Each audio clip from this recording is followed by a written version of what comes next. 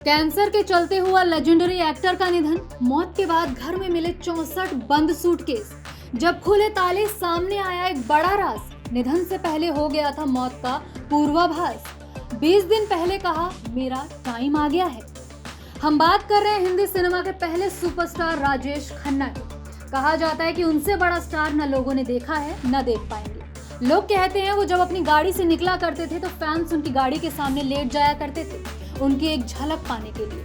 कहा जाता है उनकी फीमेल फैंस उन्हें अपने खून से चिट्ठियां लिखा करती थी, उनके नाम का सिंदूर लगाया करती थी। इस कदर थे उनकी शोहरत, उनका स्टारडम देखने लायक था और पैसा इतना बेशुमार कि खुद के लिए या अपने किसी दोस्त के लिए महंगे से महंगा तोहफा खरीदने से पहले एक टुक सोचते भी नहीं थे। इसी आदत से जुड़ा है उनका 64 बंद सूटकेस का राज। हो गए ना हैरान? अब आपको सारा मामला विस्तार से बताते हैं कि आखिर था क्या उन 64 बंद सूटकेसेस में।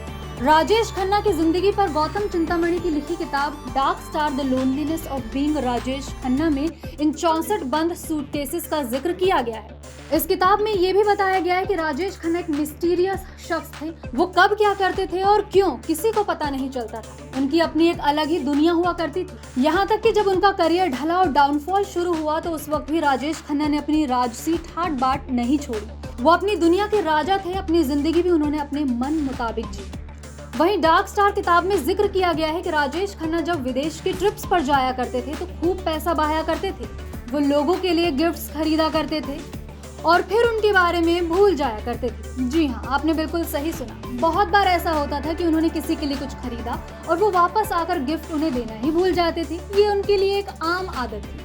वहीं गौतम चिंतामणि ने किताब में ये भी बताया कि साल 2012 में राजेश खन्ना की मौत के बाद उनके बंगले से कम 64 सूटकेस मिले थे जो एकदम पैक थे। उन सूटकेसेस में वो तोहफे थे जो उन्होंने अपनी विदेश ट्रिप से खरीदे थे, पर जिनके लिए खरीदे थे उन्हें दे नहीं पाए। इन सूटकेसेस के बारे में उनकी मौत के बाद पता चला। हालांकि ये कभी नहीं पता चल पाया कि उन्होंने इतने तोहफे किसके लिए खरीदे थे। कहा जाता है वो एक बेहतरीन होस्ट थे। अक्सर अपने बंगले आशीर्वाद में जश्न रखा करते थे जिसमें वो अपने दोस्तों और करीबियों को बुलाया करते थे। ये जश्न ज्यादातर अगले दिन की सुबह 4 से 5 बजे तक चलता था। बताते चले राजेश खन्ना का कैंसर के चलते निधन हो गया। उन्हें 2011 में कैंसर का पता चला था और 18 जुलाई 2012 को मुंबई में उनका निधन हो गया। कहा जाता है कि उन्हें अपनी मौत के 20 दिन पहले ही पता चल गया था कि उनकी मौत होने वाली है। उस वक्त उन्होंने कहा था मेरा टाइम आ गया है। Bureau report, E24।